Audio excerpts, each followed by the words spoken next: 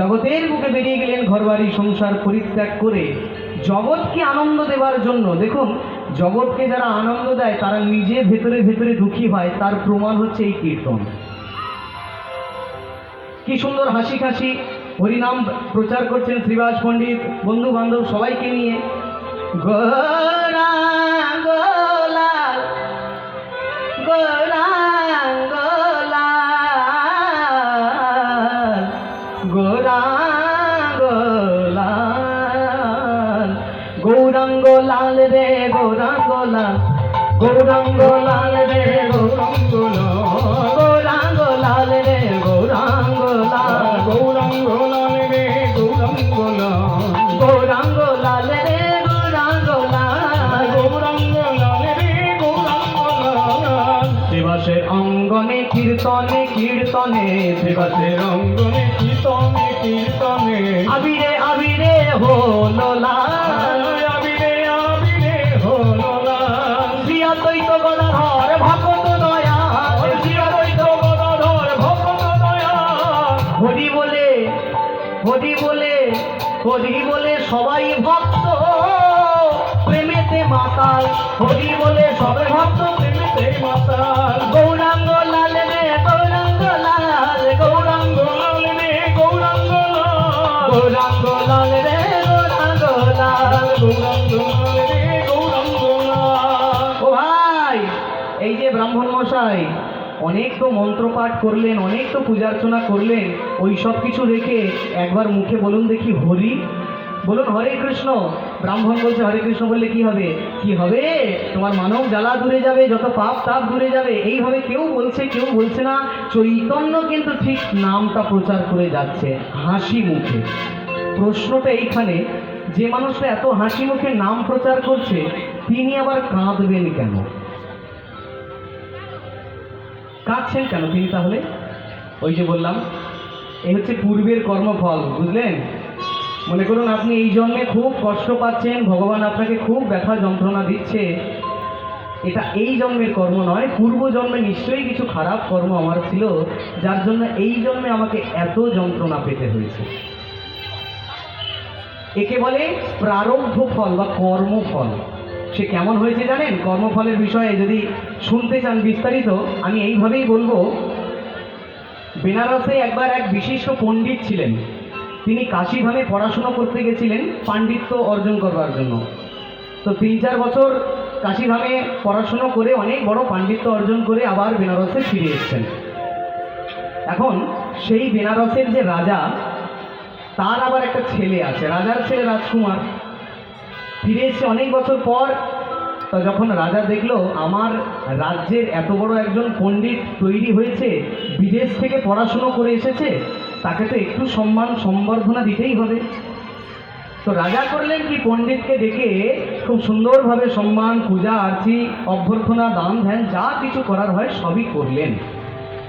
এবং সব শেষে পণ্ডিতকে বললেন, দেখুন পণ্ডিত, আপনার মতো অদ্বিতীয় পণ্ডিত তো আমার রাজ্যে আর নেই।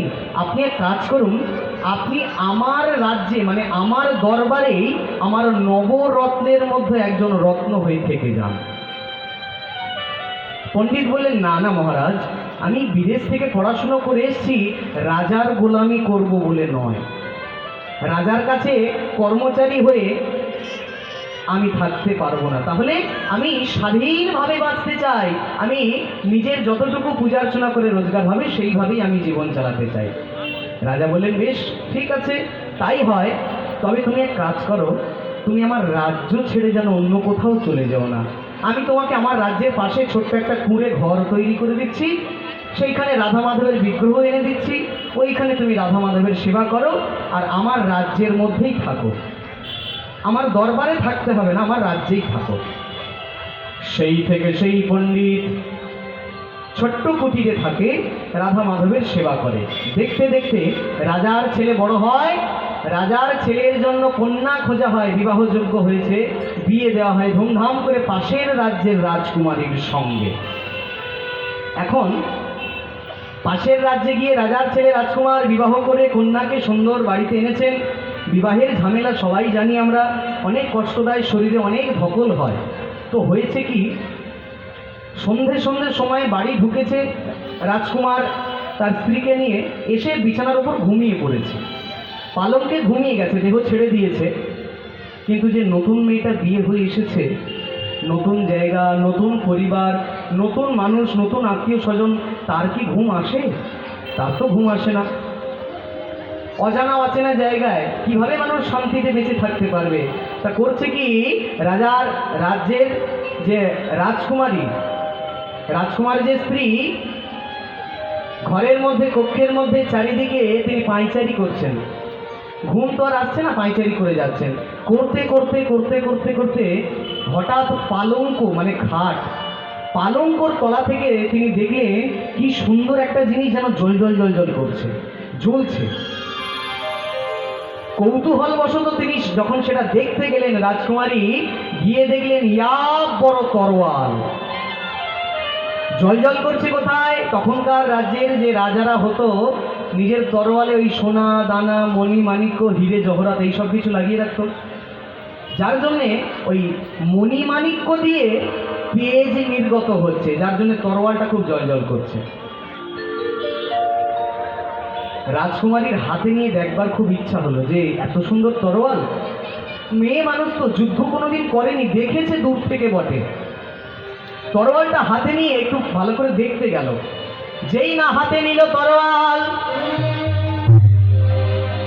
এত তরোয়ালের ওজন, এত তরোয়ালের ভার সহ্য করতে না পেরে তরোয়ালটা পড়ে গেল নিচে। পড়বি তো পর, তরোয়াল পড়েছে রাজকুমারের গলার উপর। এত ধারালো তরোয়াল রাজকুমারের গলার উপর পড়ে রাজকুমারের দেহটা হয়ে গেল দ্বিখণ্ডিত। থরথর থরথর থরথর করে সর্বশরীর কাঁপতে কাঁপতে কাঁপতে কাঁপতে রাজকুমার ওই দিনেই, ওইখানেই প্রাণ ত্যাগ করলেন। রাজকুমারীর সর্বশরীর থরথর থরথর করে কাঁপছে। আজকেই আমার বিয়ে হয়েছে, বিয়ে হয়ে আমি আজকেই এসছি, আর এমন অবস্থা যদি রাজা দেখে, আমাকে কি আর রাখবে? এক্ষুনি আমাকে হাজতে ভরবে। না না না, আমি নিজের সুখ স্বাচ্ছন্দ্য খুঁজবো বলে এখানে এসেছিলাম, আমার এই অবস্থা, এই পরিণতি, না না না না না, আমাকে কোনো ব্যবস্থা করতেই হবে। এই বলে রাজকুমারীর মাথায় নতুন এক বুদ্ধি আঁটলো। কি? সেই রাজকুমারী দর্শন করছেন। রাজকুমারী দেখছেন কি, ভোরবেলা কোনো এক বৃদ্ধ ব্যক্তি পাশের যে পাতকুয়া, সেই পাতকুয়া থেকে জল তুলে স্নান করে আবার একটু জল বালতিতে ভরে নিয়ে যাচ্ছে। মাথায় খেললো কুবুদ্ধি, ওই ভোরবেলা চিৎকার দিয়ে উঠল রাজকুমারী, বাঁচাও বাঁচাও বাঁচাও।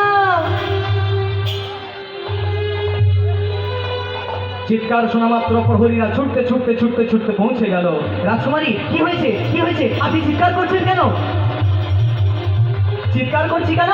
এই দেখো, তোমাদের রাজকুমারকে প্রাণে মেরে পালিয়ে যাচ্ছে ওই দুষ্কৃতী, ওকে তোমরা ধরো। প্রহরীরা ছুটতে ছুটতে ছুটতে গিয়ে সেই ব্যক্তিকে ধরে তুলে আনলেন রাজ দরবারে। দিনের আলো ফুটলো, দেখা গেল যাকে ধরে এনেছে সে আর অন্য কেউ নয়, সেই পণ্ডিত ব্যক্তি যে কিনা কাশীধাম থেকে পড়াশুনো করে পাণ্ডিত্য অর্জন করে এসেছিল। ভোরবেলা স্নান করে গোবিন্দ পূজার জন্য ফুল চয়ন করছিল। তখন রাজা মশাই করজোর করে পণ্ডিতের কাছে বলছে, ওহে পণ্ডিত, আমি তোমার কি এমন ক্ষতি করেছি যে তুমি আমার সন্তানের প্রাণ নিলে?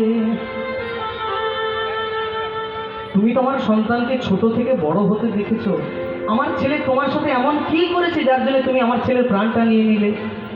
পণ্ডিত বারবার বলছে, মহারাজ আমি কিছু করি নাই। তখন ঘরের বৌমা বলছে, তাহলে আমি মিথ্যে কথা বলছি, আমি মিথ্যে কথা বলছি? পণ্ডিত বলছে, হ্যাঁ মা, তুমি মিথ্যে বলছো, আমি এই কাজ করি নাই।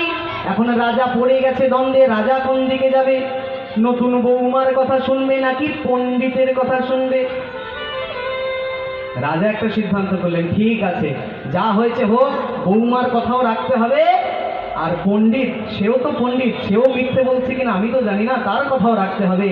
দুই পক্ষের বিচার করে ফয়সালা হলো, যে হাতে দিয়ে তুমি আমার সন্তানের গলা কেটেছো তরোয়াল দিয়ে, সেই ডান হাতটাকে তুমি কেটে নেওয়া হবে।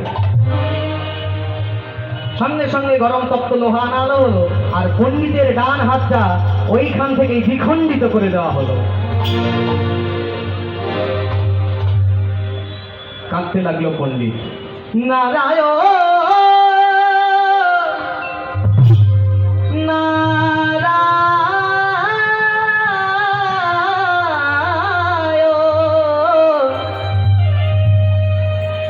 কি এমন অপরাধ করেছি আমি, বিনা অপরাধে আমার বাহু কাটা গেল। মনের দুঃখে কষ্ট বেদনায় যন্ত্রণায় ভোগ করতে করতে পণ্ডিত সেই রাজ্য পরিত্যাগ করে চলে গেল দূর কাশীধামে, যেখান থেকে পড়াশুনো করেছিল। দেখতে দেখতে দেখতে দেখতে অনেক বছর পেরিয়ে গেল, কাটা ঘা আস্তে আস্তে শুকাতেও শুরু করেছে, কিন্তু মনে একটা কষ্ট যে আমি সারা জীবন পূজা অর্চনা করেছি, কৃষ্ণ সেবা করেছি, কিন্তু আমার হাতটা কাটা গেল কেন? ঘুরতে ঘুরতে খবর পেলেন যে আশেপাশেই একজন অনেক বড় পামিস্ট মানে জ্যোতিষী, হস্তরেখা বিচারক রয়েছে, যিনি কিনা বর্তমান ভূত ভবিষ্যৎ সব কিছু বলতে পারেন, কিসের জন্য কি হয়। সিদ্ধান্ত করলেন তার কাছে যাব। গিয়ে উপস্থিত হলেন জ্যোতিষীর বাড়ি। ও জ্যোতিষী মশাই, জ্যোতিষী মশাই, যেই না ৩-৪ বার ডাক দিয়েছে, ঘর থেকে বেরিয়ে এসছে একজন রমণী গৃহবধূ, হাতে তার রান্না করার সরঞ্জাম। বলি, কি হয়েছে গো, আমার চিৎকার করছে কেন? না না জ্যোতিষী মশাই, আরে কত লোক তোমার মতো দেখা করতে আসে, যাও ওই বটগাছ তলায় গিয়ে বসে পড়ো, যখন আসবে দেখা হবে। আমার হয়েছে যেন যত জ্বালা। এই বলে ঘরের বউ আবার ঘরে চলে গেল। কাটা হাত নিয়ে পণ্ডিত আবার সেই বটগাছের তলায় গিয়ে বসলেন। কিছুক্ষণ পর জ্যোতিষী আসলেন। জ্যোতিষী এসে হাত পা প্রলাক্ষণ করে যখন খাটিয়ার ওপর এসে বসেছে, দূরে দেখে সেই পণ্ডিতকে ডাক দিলেন, এসো আমার কাছে এসো। বলো পণ্ডিত, কি জানতে চাও, কিসের জন্য আমার সন্নিকটে এসেছো? তখন পণ্ডিত বলে, ওহে জ্যোতিষী মহাশয়, এই যে জ্যোতিষী, আমি এসেছিলাম আমার কষ্ট নিবারণ করতে, আর এখানে এসে দেখছি আমার থেকে বেশি যন্ত্রণায় আপনি রয়েছেন। কেন? আচ্ছা মশাই, আপনি এত বড় জ্যোতিষী, আপনি কুষ্টি রাশি দিনক্ষণ সব ভালো বিচার করতে জানেন, এত কিছু যদি আপনার নখদর্পণে নিজের জন্য একটা ভালো মেয়ে জোগাড় করতে পারেননি? এই আপনি কেমন মেয়েকে বিয়ে করেছেন? সারাক্ষণ গাল মন্দ কুটকাচালি করে যায়, কুটকুট করে যায়, আর আপনি খালি চুপ করে থাকেন। জ্যোতিষী মশাই মানে তো নিজের জন্য ভালো মেয়ে পছন্দ করতে পারতেন। তখন জ্যোতিষী বলে, দেখো, আমি আমার রাশিগণ কুষ্টি ক্ষণ দিন সব মিলিয়ে দেখেছি, ওই মেয়ের সঙ্গেই আমার রাজ জোটক ছিল। হ্যাঁ তাই নাকি? ওই মেয়ের সঙ্গে যদি আপনার রাজ জোটক, তাহলে মেয়ের স্বভাব এরকম কেন? বলে, শোনো, তুমি যাকে আমার স্ত্রী রূপে দেখছো, এ আমার স্ত্রী নয়, এ হচ্ছে আমার প্রারব্ধ ফল, এ হচ্ছে আমার পূর্ব জন্মের কর্মের ফল। মানে শুনবে? তবে শোনো, আমি পূর্ব জন্মে ছিলাম একটা কাক, আর আমার যাকে স্ত্রী দেখছো, আমার স্ত্রী পূর্ব জন্মে ছিল একটা গাধা। তো এই গাধাকে তার মালিক প্রচুর পরিশ্রম করাতো, সারাদিন কষ্ট করে পরিশ্রম করে যখন গাছের নিচে এসে একটু বিশ্রাম করত, গাধা জাতি তো মাল বইতে বইতে পিঠে পোকামাকড় জন্ম হয়েছে, আর আমি কাক, আমার তো নোংরা একটু বেশি রুচি। কাকের নোংরা, ওই কোথায় থুতু, কোথায় কফ পড়ে আছে, কোথায় সর্দি কাশি পড়ে আছে, ওই সব কাকের খাওয়ার খুব ভালো নজর আছে। তা ওই মাল বইতে বইতে গাধার পিঠে হয়েছে পোকামাকড়, আর আমি কাক, আমার তো ওই পোকামাকড় দেখলে আর তর সয় না, আমার ধারালো চঞ্চু ধারালো ঠোঁট দিয়ে গিয়ে ওই গাধার পিঠের মধ্যে আমি ঠক ঠক ঠক ঠক ঠক ঠক ঠক ঠক ঠক আমি ঠোকর দিতাম। গাধা কষ্ট পেত কিন্তু মুখে কিছু বলতে পারতো না। কষ্ট পেয়ে ওদিক ওদিক ছোটাছুটি করে আবার যেই বসতো, আবার আমি গিয়ে গাধার পিঠের মধ্যে ঠক ঠক ঠক ঠক করে ঠকর দিতাম। গাধা কিচ্ছু বলতে পারতো না। একদিন কি হলো, গাধার পিঠে ওইভাবে ময়লাগুলো খেতে খেতে ঠক ঠক করে ঠোকর দিতে দিতে আমার ধারালো ঠোঁটটা ঢুকে গেল গাধার হাড়ের মধ্যে। এখন আমিও আর ঠোঁট বের করতে পারছি না, আর গাধাও প্রাণপণে চিৎকার করছে। কি করবে কি করবে কিছু না ভেবে পেয়ে, গাধা তো মাথায় বুদ্ধি নেই, পাশেই পুকুর ছিল, পুকুরের মধ্যে গিয়ে ডুব মেরেছে। আর আমি তো কাক, আমার জল দেখলেই ভয়, কিন্তু আমি কি করব, বেরোতে পারছি না।